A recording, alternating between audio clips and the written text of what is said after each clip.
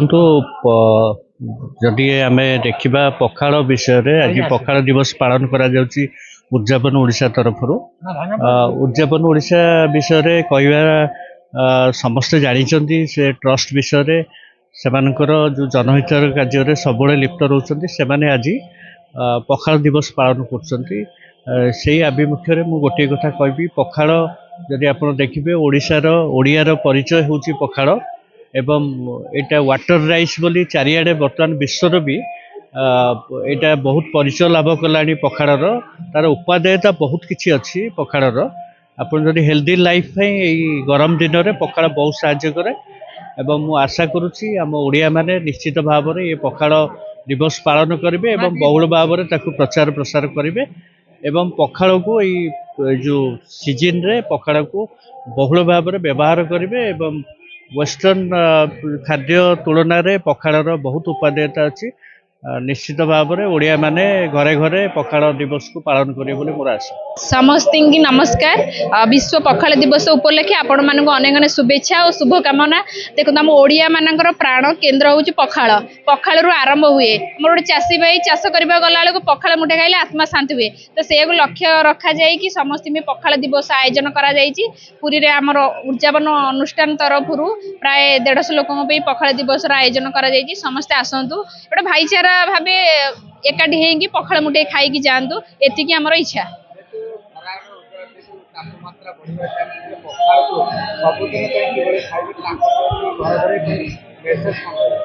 पखाड़ खाइले सबुठारु आमर भल निद हम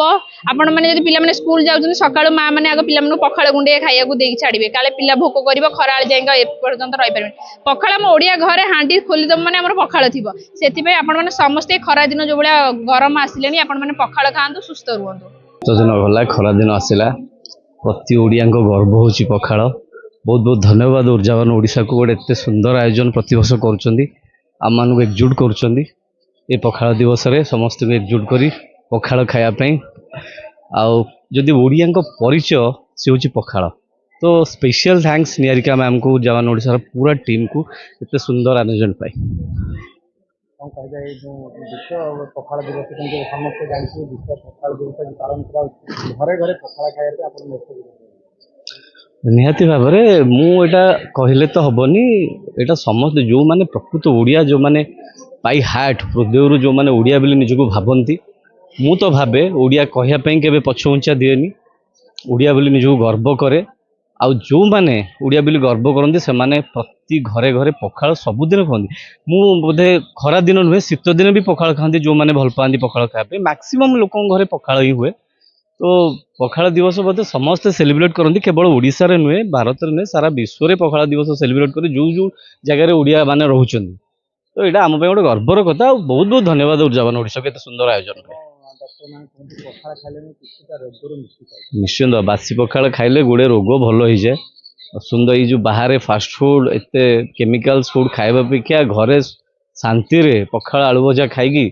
तार जो आनंद बोधे कौ खाद्य मिलेनी वो बिरियानी रे भी मिलेनी तो डॉक्टर जहाँ कहते ठीक कहते पखाड़ इज द बेस्ट। उद्यापन ओडिशा को प्रथम धन्यवाद दिया